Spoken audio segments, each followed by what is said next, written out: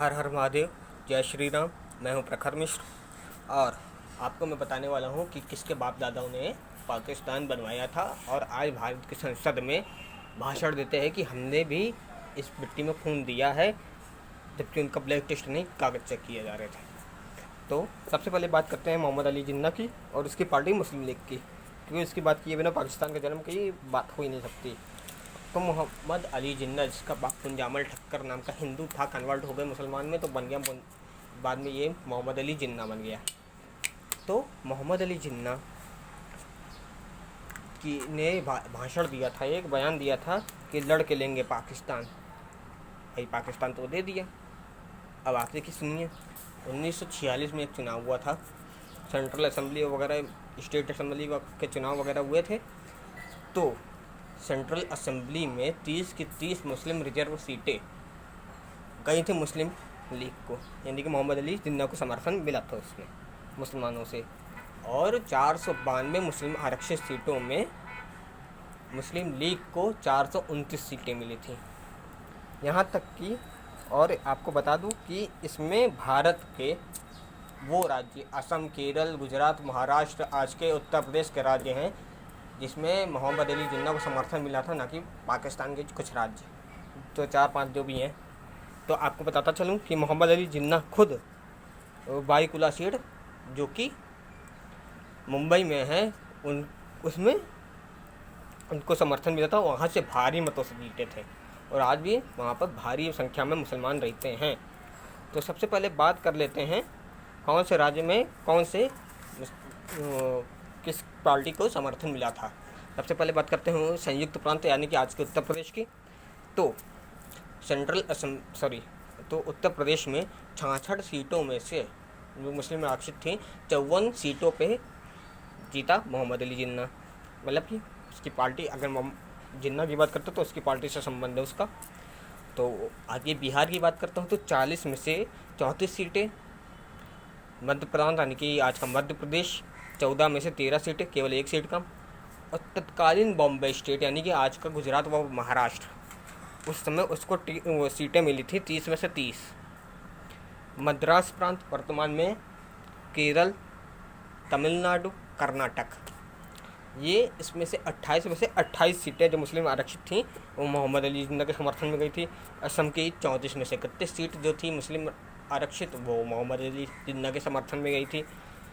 और पंजाब, संयुक्त पंजाब में 86 में से 74 सीटें, बंगाल में 119 में से 113 सीटें मोहम्मद अली जिन्ना के समर्थन में गई थी। यानी कि आप समझ सकते हैं कि यहाँ भारत में रहने वाले मुसलमान के पूर्वज जो 1946 में जिन्होंने वोट किया था, किसके समर्थन में किया था।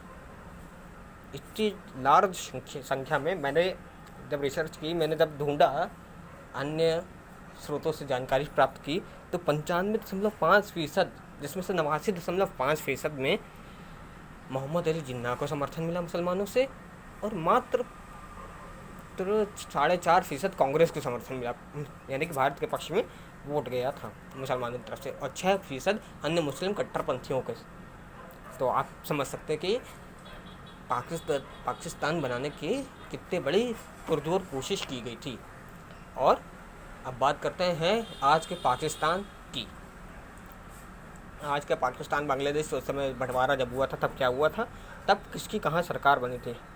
खैबर पख्तूनख्वा, वहाँ कांग्रेस ने पूर्ण बहुमत के साथ सरकार बनाई थी।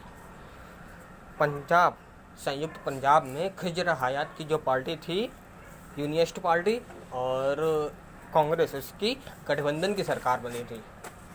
और सिंध में मुस्लिम लीग को बहुमत न मिला, जिसकी वजह से उसको गठबंधन सरकार बनानी पड़ी। बंगाल, जिसका बड़ा हिस्सा पूर्वी पाकिस्तान और आज बांग्लादेश है, उस बंगाल में क्या हुआ, मुस्लिम लीग को पूर्ण बहुमत मिला नहीं, निर्दलियों के सहारे उसने सरकार बनाई। मोहम्मद अली जिन्ना के बारे में बता ही चुका हूँ। कराची, लाहौर, खैबर पख्तूनख्वा, यहाँ से ना लड़के, कराची से ना लड़के, उन्होंने मुंबई की बारीकुला सीट से चुनाव जीता, भारी मतों से, छोटी मोटी संख्या नहीं, भारी मतों से जीता था। और जिनके पूर्वजों ने पाकिस्तान बनाया, इसका मतलब वो भारत से गए नहीं, अगर जाते कुछ तो ट्रांसफ़र हुए, जो वहाँ रहते थे वो तो वहाँ रहे ही रहे।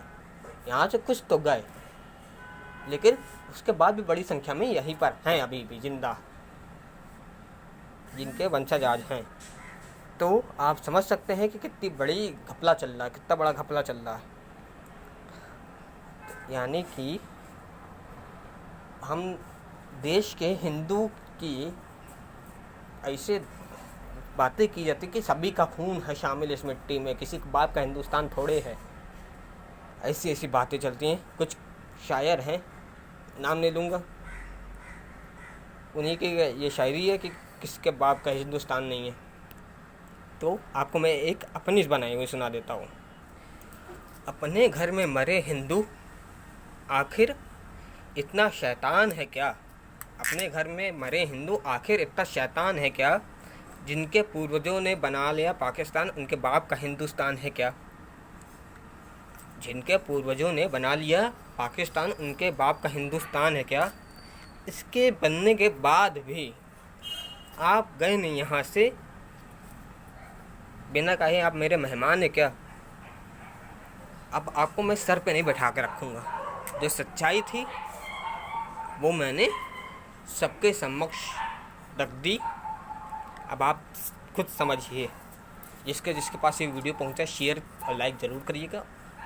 और एक अखंड भारत की नींव फिर से रखी जाएगी, और रखनी है और रखी जाएगी, और अखंड भारत फिर से बन के रहेगा, जो वैदिक भारत था, जिसकी संस्कृति आज भी सबको साथ लेकर चलने की है। लेकिन कुछ हरामखोरों की हरामखोरी इतनी बढ़ गई थी कि अफ़गानिस्तान तक फैला ये भारत, अफ़गानिस्तान, पाकिस्तान, बांग्लादेश, म्यांमार, कंबोडिया तक फैला ये देश को टुकड़ों में बांटता चला गया और हम लोग बढ़ते चले गए।